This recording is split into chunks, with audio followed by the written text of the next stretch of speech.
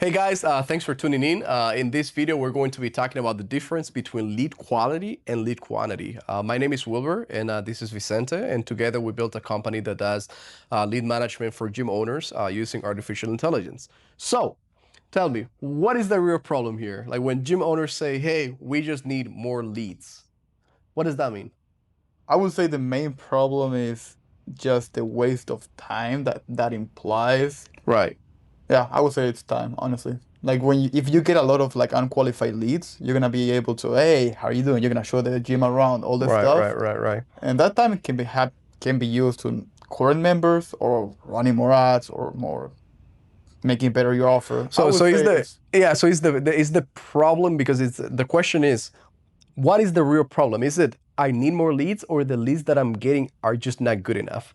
And I would say personally, I think, hey, look, it's not necessarily a lead quantity problem, it's a lead quality quality. problem. Because I know we were talking yesterday, we are talking to a gym owner, he was getting 100 leads in a week. And only like 4 of them showed up to an actually like booked tour. And Close only, one. yeah, he only closed 1 out of 100. Think about it. A 1% success rate. You can do better just cold calling people. True. Yeah, so actually true. So my question is like, why do many gym owners chase lead volume over lead quality in your perspective? I would say it's because they know there's a problem with lead Right. quality. They probably don't know how to fix it. Right. So then they're problem aware, they're not solution aware. Right. So when you mentioned at the beginning that it's basically it creates a waste of time, that is the result of having a over the top number of leads that are actually not qualified. And it's really weird because I know we were talking to this guy yesterday. I don't want to mention his name because I didn't explicitly ask for his permission. If you're watching this video, hey, we'll talk Tuesday, I believe. Yeah. But the problem was that people were signing up. It's really strange. People were signing up, but not a single one of them. Many of them were like even like, no, I didn't, which is strange. I don't know if there's some kind of issue with the ad that he's running, but that is a real problem. Like you want to have better quality leads. So yeah, what does it mean to have a good quality lead? I think that is the question. What is a good quality lead? That one's tough. Yeah. So in my perspective, what is it? yeah, like in my perspective is somebody who not only signs up, but actually shows intent that they are trying to fix a problem. It's the same thing for us. When we are acquiring clients, we like explicitly want people who at least are a little bit aware that they have a problem and even in the back of their head are thinking of a solution, either doing it themselves or getting somebody else to do it. It's the same thing for a lead for a gym. It's like if somebody who potentially wants to lose weight or put on some muscle or the idea has crossed their mind, they see an ad and they sign up. And if you have a good enough salesperson, they're able to get them in the gym for a visit where you can actually sell them a membership. Wouldn't be too crazy to the definition to be like, to what degree the lead is solution aware? Solution aware or problem aware? Problem. I mean, but the thing is like because solution aware, if they're problem aware, you have to educate them to become solution aware. But it's not. But this is not rocket science. This is a gym. If you know you're fat, then the solution is what? You know the solution. Don't tell me a 5-year-old knows the solution. They kinda know. They kinda know the solution because the right solution. Everybody knows the fucking solution. What's the solution, brother? If you're fat, you're either eating too much, too many calories, and everybody knows this. It's like it's basic. But that's what I'm saying. But it's like, not rocket science. But people think like, okay, I'm fat. I'm gonna go to the gym to lose weight, and that's not enough. You gotta have gym. You gotta have nutrition. You gotta have accountability. Right. But that is something that is done. Like you don't need to have all of that before you fucking show interest. You know, you get all of that later on. Yeah. You like, for example, somebody is like a lead. I know I'm fat. Maybe okay. What do I need to do to lose weight? Oh, I have to join a gym. Yeah. I don't need to know about accountability, nutrition, all of that stuff. Yeah, that's part of the formula. But do I really need all of that stuff to like be able to just come to a you are gym? the gym and you sell that, wouldn't it be easier if they know the solution already to what you sell? I mean, it would be maybe, but think about it. Like maybe, but think about it. Like, okay, I'm somebody. I say, you know, what I need, I'm overweight. What I need is a gym. Yeah. So I see an ad, I sign up, and then I get a call. Oh, tell me what is your goal? XYZ. Oh, yeah, okay, let's book you in. Yeah. They show up. In the gym, you tell them, honestly, look, the gym is a big part of actually getting you in shape. However, there are 3 other things that you need to make sure that XYZ. They don't have to know that. It's your job to educate them on it. You are the fucking salesperson. Yeah. It's your job to educate them. Otherwise, think about it. How many people that sign up for an app for a gym out online know that they have to have nutrition accountability and all of these things? They probably don't. Okay, then there's no leads out there by your definition. True. Okay, so let's move on. So wait, but so I wouldn't call it like binary. I think it would be like, okay, first step to actually get qualified leads, you gotta be talking to the right audience. If you're talking to the wrong audience, like you're all over the place. Right. Even if their problem or solution or it doesn't matter.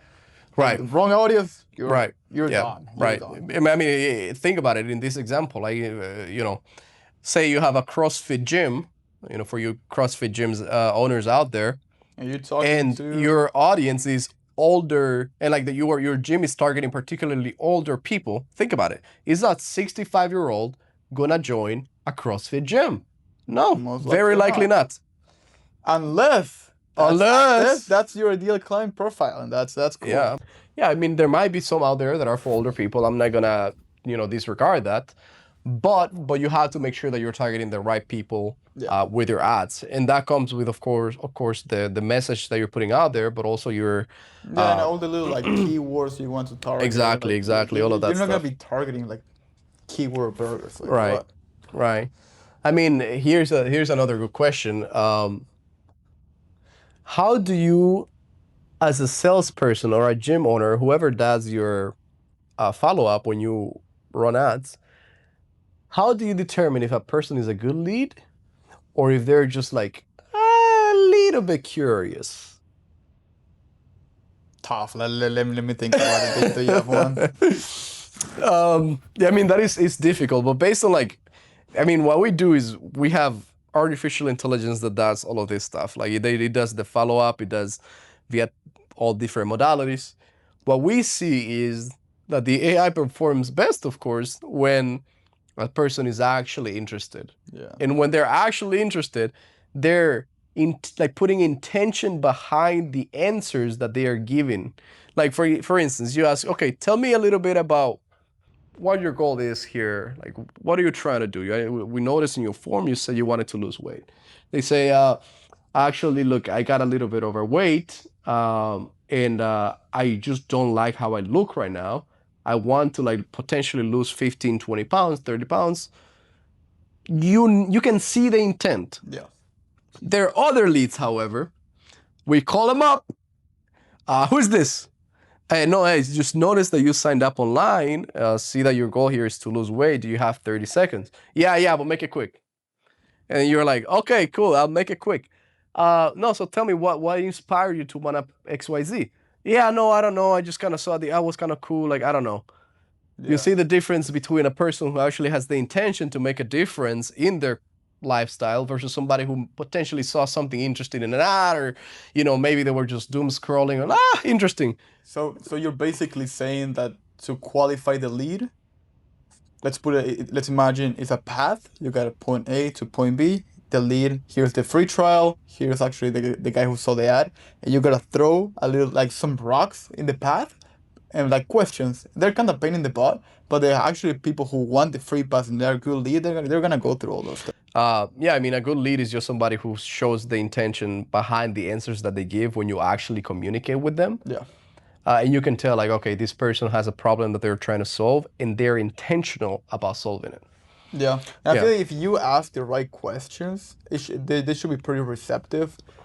I feel they're gonna be kind of annoyed if if they get annoyed by the questions are the right ones, that's not the right lead. Right. Yeah. I mean, you still want to try to get them to come in. Yeah, absolutely. But sometimes you can screen people out, especially if you're doing things manually, right? Where you have to manually follow up with people. You want to make sure that you're spending your time the best way you can, and doing that when following up with people is actually following up with people who are, show interest. Yeah, that there's always a cost of opportunity associated to the stuff. So yeah. Okay, so here's a question for you, and this is something that you specialize on specifically. Can automation actually improve lead quality, or does it just help with dealing with volume? Oh, you can 200%, and it will do better than a human. Explain. Like same things we're just talking. If you ask the right questions to the lead, and the leader is receptive enough because you're asking the right questions, Right. it should be fine. I don't think why. If you're sending testimonials to the right lead and the lead is interested in what you have to offer, he should appreciate the testimonial. He should appreciate you actually going beyond and asking these questions. Right. Yeah, I would say I'm in the same boat. In the way that automation actually works for screening good quality leads is that you can send, especially if you use artificial intelligence like we do, you can have an AI call 3, 4, 5 for up to however long you want. And if it's if you have texted, emailed, and called a lead for 5 days and have seen 0 response, that's, it's a cheap and easy way to screen out oh, this person is just not interested in what we have to say here. If leads don't usually actually show up interested right away, they probably the wrong lead or they need some education. If they need some education, send them some email marketing or whatever. But yeah, I mean, if they're not receptive, if they just opt in to an ad and they do not take action after 5 days, it's all right. Yeah, I had some other questions, but I think the questions kind of wrap up around the same thing that we've been discussing. So the last thing that I gotta say is that we have seen a lot of gym owners that are getting a high quality of leads, but their conversion rate is so shitty that it actually does not justify the number of leads that they're getting. It would be best to actually get less leads so you spend your time doing something else. Like, for example, the person we were talking about earlier, he was getting 100+ leads in one single week. So imagine how much time he actually spent on the phone, calling, texting, and doing all these things. He was following up through the calls, man. Right, manually. Yeah. So imagine how much time it actually took him to go through all of those people in such a short period of time and have such a low conversion rate of just 1%. Yeah. And probably even lower than that. Yeah. And before we end, would you prefer to have 100 non-qualified leads or 5 qualified leads? Because it depends to what extent the non-qualified ones are. Because you can still, if you are good at sales or whatever, you can turn those non-qualified into qualified into sales.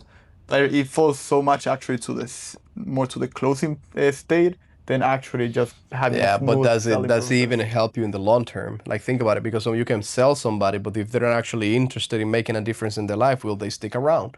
True. Probably not. We're actually 5 qualified leads. If the LTV is $1,000, you got $5,000 under your belt. Whereas the other one, you convert 20%. Say you're a fucking phenomenal salesperson, you convert 20%. You get 20 out of those. Yeah. So how long do you realistically think a person who's not interested in the gym, but you were extremely good at sales and got them? They will most likely leave pretty early. Right. So is it even but I feel it will come back to are you actually delivering results? But if they're not good leads, yeah, it's Right. I mean, there's a lot of things that go into even seeing results. Is the accountability, the nutrition, the actual training. Are you putting in the time? Yeah. Well, people that are not actually interested in a gym, but you saw them because you're a phenomenal salesperson, do that. And I feel also the problem with non-qualified leads, even if you show results, you can show results up to an extent. Right. Right. And after that, it's like, okay, you cannot do more. Like, Right. I mean, in this particular setting too, for a gym, it just takes fucking forever for Yeah. you to see results. yeah.